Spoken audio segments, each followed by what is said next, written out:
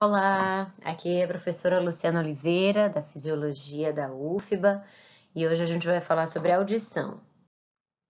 Bom, a função básica do sistema auditivo é fazer a transdução do som, né? Então, o som ele é produzido por ondas de compressão e descompressão, que são transmitidas tanto pelo ar quanto pela água. E claro que existe uma diferença de velocidade quando a gente compara o ar e a água, mas a velocidade do som no ar é essa, 335 metros quadrados por segundo. Quando vocês ouvirem falar de ruído, o que é ruído? Na verdade, o ruído ele é um som que é composto por muitas frequências, né? E frequências não relacionadas, então a gente não consegue discriminar os sons que compõem, né, isso que você está ouvindo. E ruído branco é um termo que é usado para dizer que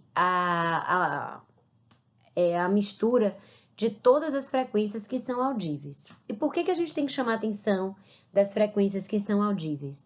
Porque o ouvido humano ele tem uma limitação que ele só consegue captar ondas de 20 a 20 mil Hz. Abaixo de 20, acima de 20 mil, a gente não consegue ouvir e é por isso que parece que não tem som. Então, quando você vê um adestrador usando aquele apito, que parece que é mudo, né? Parece que ele não sai, não emite nenhum som, na verdade é porque a frequência do som emitido vai além da capacidade do nosso ouvido de captar, enquanto que o animal, né, o cachorro, ele consegue ouvir e responder adequadamente. Bom, lembrando um pouquinho da anatomia, então o ouvido, né, as orelhas, como a gente fala, estão presentes dentro do osso temporal, né? Aqui está o pavilhão auricular, e ele é dividido em orelha externa, orelha média, que é onde tem os ossículos, e a orelha interna. Se a gente olhar aqui o detalhe ampliado, então a orelha externa ela vai do orifício do meato externo, né, lá no pavilhão auricular, até a membrana timpânica. A orelha média envolve os ossículos, que são o martelo, a bigorna e o estribo, e estão em comunicação, né? Aqui em volta é ar, e através da tuba de Eustáquio ele se comunica com a faringe. E a orelha interna, que é onde está localizada a cóclea, que é essa estrutura que parece um caracol, né, enoveladinho, e dentro da cóclea, né, dentro desse caracolzinho, é onde estão as estruturas responsáveis pela transdução do som, transformando num estímulo neural que vai ser levado pelo nervo coclear, como parte do oitavo par craniano, até o sistema nervoso central. Bom, então, se a gente for olhar no detalhe, eu tenho o som chegando até a membrana timpânica, a onda sonora bate na membrana, mobiliza essa membrana, isso vai fazer a mobilização dos ossículos da orelha média, tá? E como eu já disse, essa orelha média se comunicando com a orofaringe. Depois nós temos o martelo, bigorna e estribo, né? Então, o estribo, ele vai entrar em contato com a janela oval, que vai fazer, que vai bombear um líquido que preenche a cóclea. Então, se a gente for olhar no detalhe, eu tenho o estribo realmente pressionando a janela oval, e dentro da cóclea, claro que isso aqui é um desenho bem simplificado, tá? Ela realmente é um caracol, ela dá várias voltas, mas a gente vai ter a rampa vestibular, nós vamos ter a rampa timpânica e no meio a rampa média, tá? Com suas respectivas membranas, que a gente vai falar no detalhe daqui a pouquinho. O que eu quero aproveitar para a gente ver nessa figura é o helicotrima, que é essa parte mais distal, mais apical da cóclea, tá? E é onde há uma comunicação do líquido que preenche a cóclea, né? Que é o líquido coclear. Falando de audição, então, quando nós temos a chegada do som, nós temos a onda sonora que vem do meio aéreo, e agora ela vai ter que imobilizar, a gente vai ter que transformar essa onda do meio aéreo para o meio líquido, né? Vou transportar essa onda sonora. E aí é que entra o papel do sistema ossicular e das membranas, né, timpânica e do estribo lá na janela oval. Bom, em relação ao sistema ossicular, para que ele existe? Ele existe para permitir que haja um encurtamento na distância de movimentação do estribo, né? Então, aquela articulação de 3 ossinhos, inclusive a bigorna sendo um pouco acima, para permitir que ele tenha uma movimentação melhor. E esse sistema ossicular, ele aumenta a força de movimentação em 1,3 vezes. Além disso, a membrana timpânica, ela é 17 vezes maior que o estribo, né? Então, ele é 17 vezes menor que a membrana timpânica. E dessa forma, eu tenho uma potencialização da força numa superfície menor. Consequentemente, eu aumento em 22 vezes a pressão que é exercida por essa onda sonora que chega na membrana timpânica lá no líquido coclear, né, que preenche a cóclea. Isso é importante por quê? Porque a inércia do líquido é muito maior que a inércia do ar. Então, eu preciso fazer com que aquela onda aérea, né, aquela onda sonora que vem do meio aéreo, agora tenha a mesma intensidade ao passar para o meio líquido. Bom, mas o que acontece se a gente não tiver sistema ossicular? Na verdade, a gente continua ouvindo, porque o que vai permitir a audição é você ter um sistema receptor adequado lá na cóclea. O líquido coclear, ele ainda vai vibrar, eu ainda vou ter essa ondulação do líquido, só que agora, em vez de vir através da membrana timpânica e sistema ossicular, vai vir por vibração da calota craniana, né? Que vai fazer o osso temporal vibrar, como as orelhas estão dentro do osso temporal, esse líquido também vai vibrar. Parênteses, gente, eu vou falar as orelhas, e a gente costuma chamar de orelha só o pavilhão auricular, né? Alguns livros mais antigos ainda chamam de ouvido externo, ouvido médio e ouvido interno. E eu, às vezes, posso até me atrapalhar, mas a nomenclatura mudou e hoje se chama orelha interna, orelha média e orelha externa, tá? Bom, então se eu perder o sistema ossicular, eu vou perder sensibilidade da audição, mas em relação a volume, tá? 15 a 20 decibéis de intensidade do som que vai ser percebido. Então, é quando acontece, por exemplo, nos idosos, eu não perco, não há destruição do sistema ossicular, mas há um enrijecimento das articulações dos ossículos. Consequentemente, a mobilidade fica pior e é por isso que a gente tem que falar mais alto com o idoso, porque ele perdeu a capacidade em termos de intensidade do som. Bom, temos que falar também de atenuação do som. Então, existe um reflexo de atenuação. Esse reflexo, ele depende da contração das estruturas que vão garantir uma rigidez na captação do som. Então, a gente tem um músculo chamado estapédio e um outro músculo chamado de músculo tensor do tímpano. Ambos, quando contraem, eles vão aumentar a rigidez do sistema. Então, tanto a membrana timpânica fica mais dura, quanto o sistema ossicular fica mais rígido. E aí, dessa forma, eu consigo proteger a cóclea e também esse sistema é usado para mascarar os sons de baixa frequência, né? Onde você tiver, se você estiver num ambiente com som muito alto, né, muito intenso, a atenuação vai proteger desse volume excessivo, mas, consequentemente, sons de baixa frequência, né, sons mais graves, a gente acaba perdendo. Bom, eu não posso deixar de falar da latência da atenuação. Ela demora de 40 a 80 milissegundos. Por quê? Porque primeiro a gente ouve no volume normal, daí isso vai até o tronco encefálico, volta para que haja, então, uma contração dessa musculatura. Então, esse intervalo de tempo pode fazer com que haja lesão da orelha interna. Então, isso que acontece nas explosões, né? Quando a gente vê um paciente que tem sangue escorrendo do pavilhão auricular, na verdade, ali a destruição vem justamente porque a onda sonora foi tão brusca que ela tem uma intensidade muito grande, acaba destruindo as estruturas ósseas na membrana timpânica e até o sistema ossicular, sem que o corpo tenha tido a oportunidade de se proteger. Mas se a gente estiver falando de uma situação como numa festa, no carnaval, né? Aí isso não acontece, porque rapidamente a gente consegue produzir, deflagrar o reflexo de atenuação, e aí com isso a gente consegue proteger de um dano maior.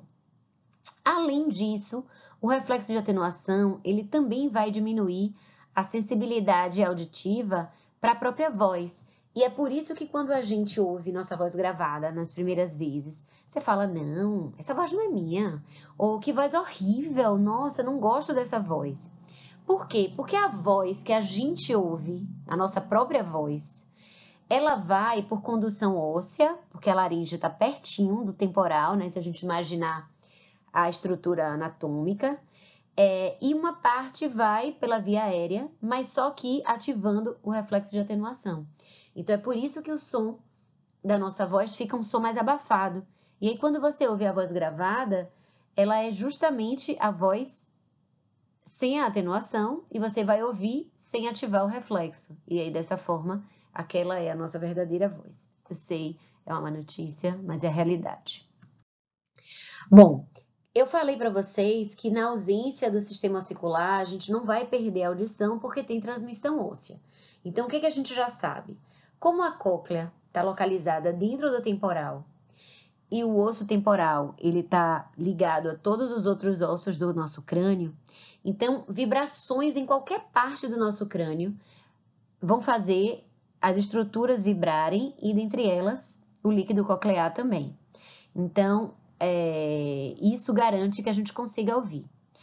Uma forma de testar é usando um diapasão. Então, aqui é um diapasão, que na verdade, o diapasão em si é um pouquinho diferente desse instrumento médico, né? Que isso aqui é o que a gente usa, é o diapasão para médicos. O diapasão de música, ele não tem essas duas bolinhas em cima, ele é só o Y, e ele é usado para afinação de instrumento. Então, tem diapasão em Dó, diapasão em Lá, porque ele vai fazer a afinação dos instrumentos. Os médicos, então, passaram a usar o diapasão, porque na hora que você bate aqui, isso vai fazer todo esse sistema vibrar, e daí você pega essa pontinha e encosta em alguma parte, em alguma superfície do corpo do indivíduo, para poder observar e testar se ele está sentindo vibração. Então, essa é uma forma de avaliar a sensibilidade vibratória que a gente falou numa outra aula. Mas, ao mesmo tempo, como ele vai vibrar numa nota musical, se você encostar próximo ao pavilhão auricular, a pessoa vai conseguir ouvir. E se você encostar essa extremidade na calota craniana, isso vai permitir que aquela pessoa possa ouvir também. Então, o audiapasão ele acaba sendo um ótimo instrumento para o médico ter no consultório para fazer uma avaliação grosseira de audição, né? Então, você coloca do lado direito, depois do lado esquerdo, pede para o paciente dizer se ouviu dos dois lados, comparar se ouviu mais de um lado do que do outro, e assim você está testando condução aérea, né? Porque você aproximou e deixou sem tocar naquele indivíduo, então é condução aérea. Posteriormente, você bate, faz vibrar de novo e coloca no centro da cabeça, né? Bem no topo da nossa cabeça, bem no centro, e pede para o paciente dizer se ele está ouvindo, se ele ouve dos dois lados e se os dois lados ouvem de forma igual. E daí você consegue avaliar também a transmissão óssea, certo? Bom, eu falei para vocês que lá na cóclea existe a rampa vestibular, ou rampa do vestíbulo, a rampa do tímpano e a rampa média, né? Na verdade, a estrutura óssea é uma só. Essas membranas, essas rampas são separadas por membrana. Então, eu tenho a membrana de Heissner, que separa a rampa do vestíbulo da rampa média, e a membrana basilar não é basal, tá, gente? Muita gente erra escrevendo membrana basal, mas é a membrana basilar que separa a rampa média da rampa do tímpano. E é sobre a membrana basilar que repousa o órgão de corte, que é a estrutura responsável pela transformação da onda aérea nessa onda líquida.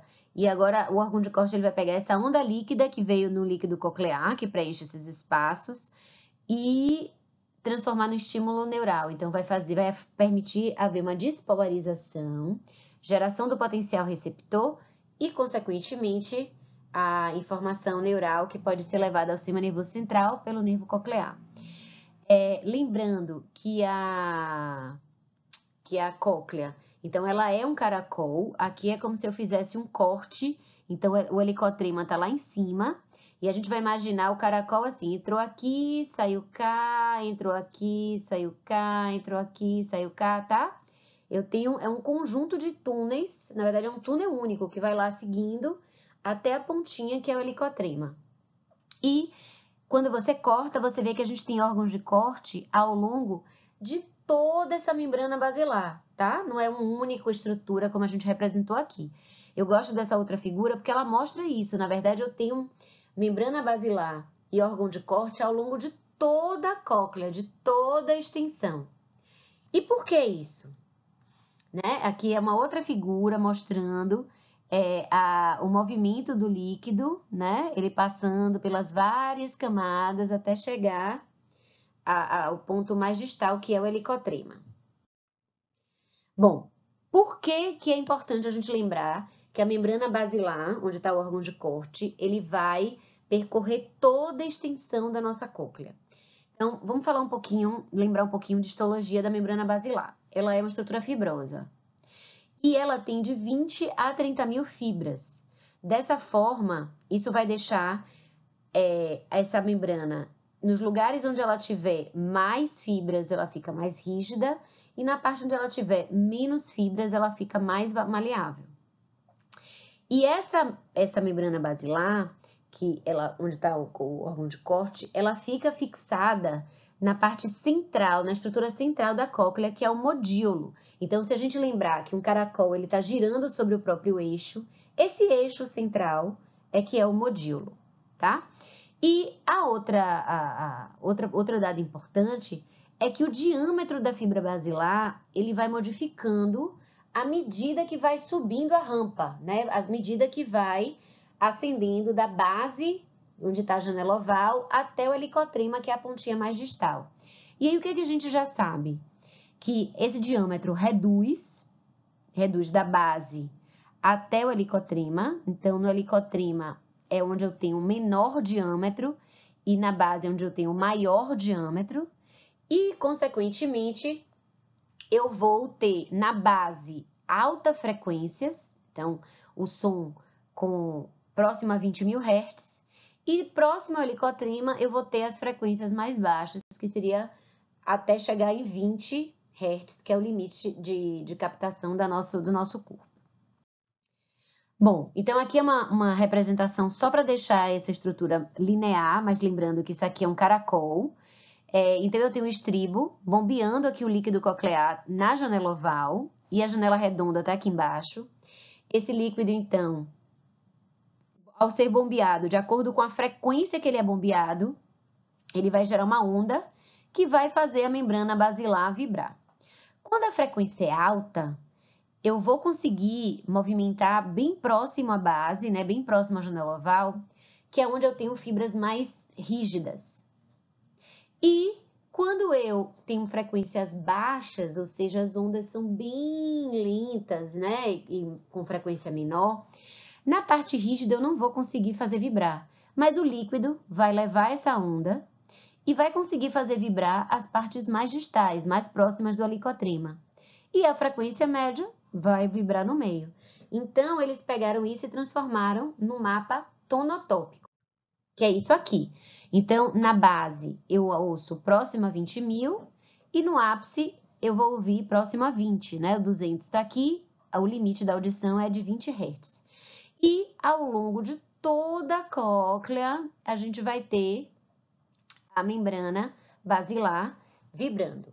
Uma coisa que essa figura às vezes confunde é que as pessoas veem que aqui a representação está estreita e aqui a representação está mais larga, e aí fica a impressão de que a membrana basilar ela tem um diâmetro maior no ápice e menor na base. E não é verdade, tá? O jeito que eu escrevi no outro slide é que é o correto. Eu vejo que isso confunde muita gente. Aqui é o som mais agudo e aqui é o som mais grave. Então, eu acho que é por isso que eles fizeram essa representação mudando o diâmetro. Mudando a largura, né, dessa faixa, mas não é em relação ao diâmetro da fibra, tá?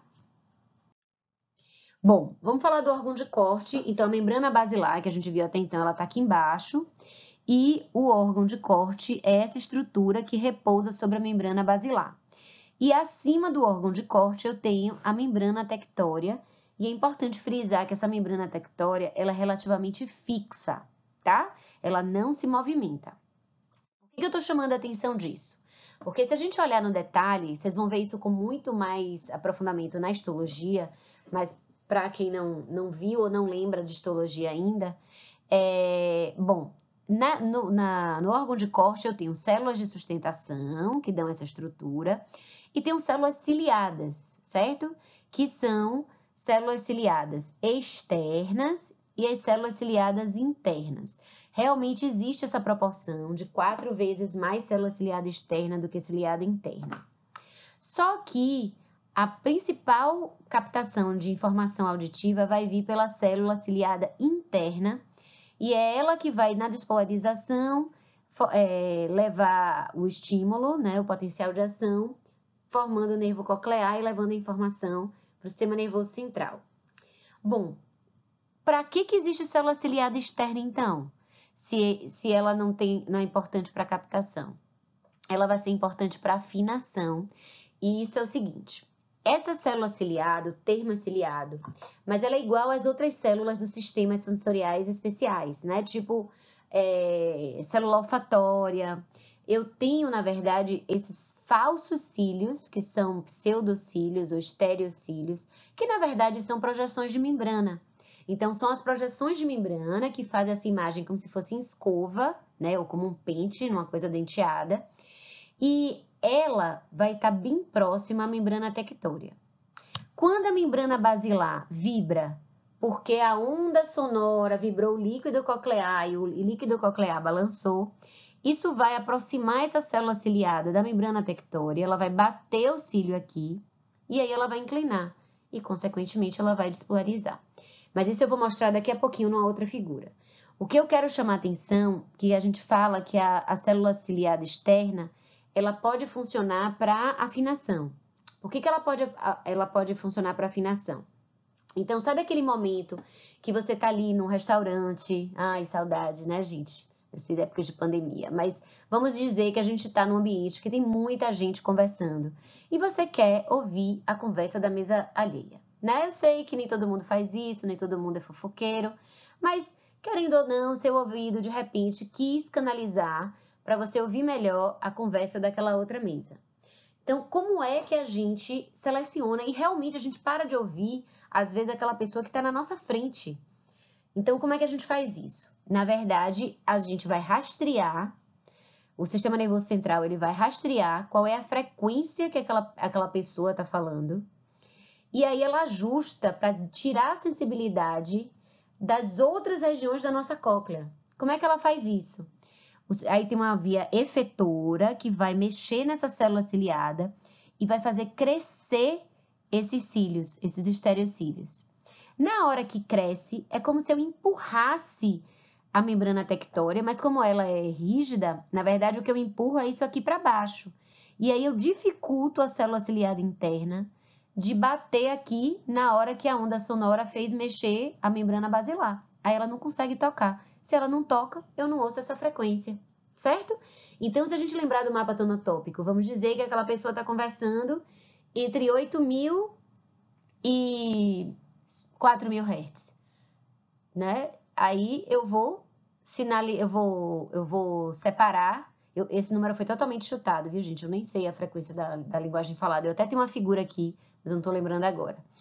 Ela vai afastar nas outras frequências, então nem no muito grave, nem no muito agudo, e aí a gente fica com essa frequência selecionada, e aí você ouve preferencialmente essa frequência. Tá? Então, 90% da informação auditiva vai pela célula ciliada interna, e a ciliada externa é apenas a afinação. Aí, algumas pessoas confundem porque pensam em afinação como afinação de instrumento, né? Na verdade, a gente não afina a audição como afina instrumento, né? Porque a gente não vai fazer nenhuma correção da audição. É simplesmente uma seleção da frequência auditiva, que melhor funciona para você captar aquele som que você quer ouvir. Bom, vamos falar agora do potencial receptor. Então, quando eu disse para vocês que a célula é ciliada, tanto a ciliada interna quanto a ciliada externa, elas têm esses estereocílios, que são projeções da membrana, e quando a membrana basilar que movimenta o órgão de corte como um todo que está acima dele, né? Repousando na membrana basilar. E bate os cílios na membrana tectória, isso vai fazer uma transdução mecânica, inclinando esses estereocílios. Com isso, eu abro canais de cátion, e aqui vamos frisar essa diferença, que isso aqui é super importante. Até então, toda a despolarização que a gente viu é abertura de canal de sódio, né? É um cátion, mas é sódio que despolariza. A gente até falou do músculo liso, do cálcio, mas a célula auditiva, né, da célula ciliada, ela despolariza com potássio, tá? Pela característica do próprio líquido. E aí, com isso, eu tenho a despolarização e a condução, né, desse potencial receptor. Faz diferença também em que direção esse cílio encurvou. Então, se ele encurvou em direção à rampa do vestíbulo, ele vai despolarizar. E se ele vibrou, né? Se a fibra encurvou na direção oposta, eu vou hiperpolarizar. E dessa forma eu não consigo captar a informação auditiva daquelas células. Então, aqui é para mostrar isso que eu falei. Vamos prestar atenção aqui na membrana basilar, apesar de eu não ter um vídeo, mas a gente vê essa linha é onde estava a membrana basilar antes. E aí vocês viram que com a mudança da membrana basilar, sobe o órgão de corte, faz com que bata os estereocílios na membrana tectória. E aí, quando bate, eu vou inclinar esses cílios numa direção e abrir mecanicamente canais iônicos, que são canais de potássio. Uma outra detalhe que é importante é mostrar que a gente tem esses estereocílios em alturas diferentes. E a ideia é justamente que esse estereocílio mais alto alcance primeiro, e existe uma ligação entre os estereocílios. Então, na hora que ele inclina, todos vão inclinar. E dessa forma, eu vou ter a despolarização. Com a despolarização, vou abrir canais de cálcio, ativo o citoesqueleto, vesícula de neurotransmissor é aberta, liberado o neurotransmissor, e aí é despolarizado agora o neurônio aferente, que leva essa informação até o sistema nervoso central, né? Que é o 8º par craniano. Bom, a gente não pode deixar de falar também do potencial endococlear. Quando eu falei para vocês, eu mostrei que eu tinha a rampa do vestíbulo e a rampa do tímpano, mas também a rampa média. A rampa média, ela é diferente, eles contêm líquidos diferentes. Então, na rampa do vestíbulo e do tímpano, a perilinfa. E a perilinfa, ela é praticamente idêntica ao líquor, tá? Na rampa média, que é a parte central que fica entre a membrana basilar embaixo e a membrana de Heissner em cima, eu vou ter a endolinfa. E essa endolinfa, pela característica dela, ela tem mais potássio do que sódio, tá? E aí, consequentemente, isso vai gerar um potencial positivo e a célula acaba tendo uma carga positiva. Por que isso é importante? Porque quando eu tiver a abertura dos canais iônicos, na realidade o potencial positivo é da endolinfa. Quando eu abrir o canal iônico da célula, eu tenho um delta de voltagem muito grande, né? Porque a célula está num potencial negativo, menos 70, e a endolinfa está a mais 80. Então, eu tenho de mais 80 até menos 70, e é isso que é chamado de potencial endococlear. Isso faz com que a nossa célula auditiva ela seja extremamente sensível, que responda rapidamente com a abertura desses canais, entra rapidamente potássio, porque o delta é muito grande, e, consequentemente, há uma despolarização dessa célula. Bom, não podemos deixar de falar também do princípio de localização e da determinação de intensidade. Então, a localização, a gente percebe claramente se o som vem da frente, vem de trás, vem do lado, vem da direita, vem da esquerda, né? Inclusive, hoje em dia, o sistema surround, que é onde a gente ainda ia para o cinema, ou em alguns lugares que tem nas próprias casas, né? Tem o sistema surround. Como é que ele funciona? Ele simula o movimento do som, lançando em caixas de som diferentes, né? Então, se é para dar a ideia que está se aproximando de você, vai começar o som na caixa de som que está mais distante, até chegar na caixa de som que está mais próxima. E isso isso é captado pela nossa orelha, inclusive essa forma do pavilhão auricular é justamente para funcionar como uma grande antena, né? Que vai segurar essa onda sonora e direcionar para o meato auditivo externo e, consequentemente, essa onda sonora vai conseguir entrar e estimular a membrana timpânica. E também a gente não pode deixar de falar na determinação de intensidade. A determinação de intensidade é a seguinte: quanto maior o volume do som, então quanto maior em decibéis, maior a vibração da membrana basilar e, consequentemente, das células ciliadas. Quanto maior for a amplitude dessa vibração, maior vai ser o número de células ciliadas que vão ser estimuladas, que é aquele fenômeno da somação espacial. Então, simultaneamente, mais células são estimuladas, então, consequentemente, o nosso cérebro recebe mais informação simultaneamente, ele entende que é maior. E quando o som é extremamente alto, além da célula ciliada interna, as ciliadas externas também vão ser mobilizadas. E aí é mais uma informação que chega ao sistema nervoso central de que aquele som que a gente está captando está numa intensidade muito elevada. Aqui é para mostrar a linguagem falada, então mostrando que a frequência que a gente consegue ouvir, ele vai de 20 a 20 mil, né? Eles pararam aqui em 16 mil, mas chega até 20 mil. E a linguagem da voz falada, ela vai aqui, um pouquinho abaixo de 250 até um pouquinho acima de 4 mil. Então, e em termos de intensidade do som, né? Ela fica aqui em torno de 40 a 70 decibéis. E aí, esse é o padrão da voz falada. Tem pessoas que vão falar com volume um pouco maior, outras vão falar com volume um pouco mais baixo. Alguns vão ter a frequência um pouquinho mais grave, outros uma frequência um pouquinho mais aguda, mas a maior parte aqui dentro dessa curva. Bom, depois que essa informação ela é captada pelo órgão de corte, né, que faz a transdução do som para um estímulo elétrico que é levado pelo nervo coclear até o sistema nervoso central, né, ele vai chegar no tronco encefálico e vai subir e vai para as regiões temporais, que é onde está localizado o córtex temporal, é onde está o córtex auditivo.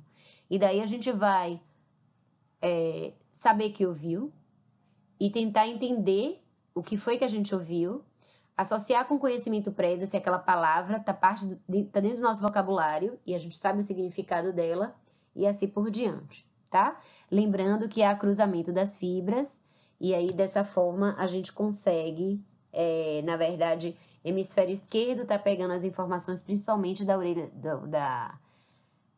orelhas da direita e vice-versa. Eu queria só falar rapidinho sobre os tipos de surdez, né? Então, existem dois tipos básicos de surdez, que é a surdez neural e a surdez de condução.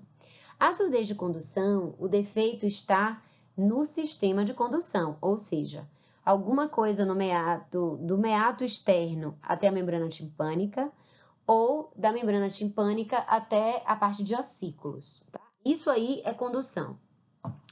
Dentro da cóclea, daí o comprometimento da cóclea, ou comprometimento do nervo coclear, ou de alguma área do sistema nervoso central, é o que vai causar a surdez neural. Então, esses aparelhinhos, que antigamente eram assim, né, que você bota a caixinha aqui atrás do pavilhão auricular e bota o transdutor aqui, hoje em dia a gente já tem modelos até mais modernos que esse da foto, em que ele fica totalmente invisível, coloca bem para dentro e a pessoa não consegue nem perceber. E esses aparelhos, eles só funcionam quando a surdez é de condução. Porque o que é que ele faz?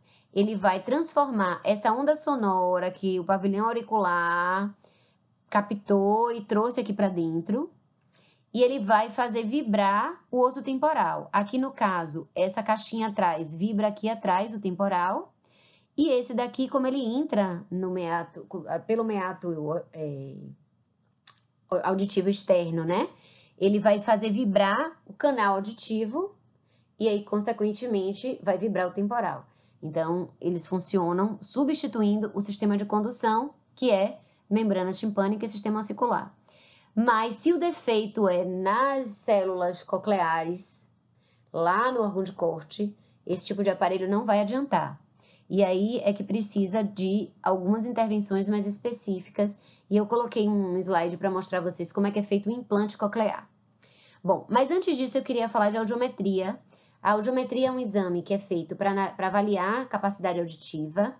É feita atualmente só por fonoaudiólogas, que vão ter uma avaliação muito boa disso, e vão gerar uma curva que vai ser analisada pelo otorrino. Então, a representação é padrão, né? Normalmente o círculo é a orelha direita e o xizinho é a orelha esquerda. Essa parte sombreada, ela está se referindo ao tipo de estímulo que é o mais frequente da gente captar no som habitual, né? Aqui é quando você aumenta muito o volume para poder o paciente conseguir ouvir. E aqui está em hertz, mas em kilohertz, tá? Então, é por isso que tá. Então, aqui seria 250 e aqui seria 8.000 hertz. Bom, então isso aqui é uma audiometria normal. Isso aqui é uma perda auditiva que vai acontecer. Então, a audição normal estaria aqui nessa faixa. Quando está nessa faixa amarelinha, é uma perda auditiva leve, então a pessoa precisa que o som chegue a 40 decibéis para ela conseguir ouvir. Na moderada, ela precisa que o som chegue a 70 decibéis. Na auditiva severa, ela teria que ir próxima a 90, e abaixo de 90 é uma perda auditiva profunda e o paciente é incapaz de ouvir. Só que aqui nessa representação, nesse exame dessa pessoa específica, nesse exemplo, a gente vê que com frequência baixa, ou seja, som grave, a pessoa consegue ouvir. Mas ela tem uma perda para sons agudos, né? Então, frequência alta, ela precisaria de maior volume. Então, ela tem uma perda para sons agudos. Aqui é uma representação do que é chamado de goteira acústica, porque parece uma goteira, né? Desce e sobe. Por quê? Porque no caso dessa pessoa, ela perdeu somente essa frequência. Ela consegue ouvir abaixo de 2.000 Hz e consegue ouvir em 8.000 Hz para cima. Mas ela não ouve esse intermediário.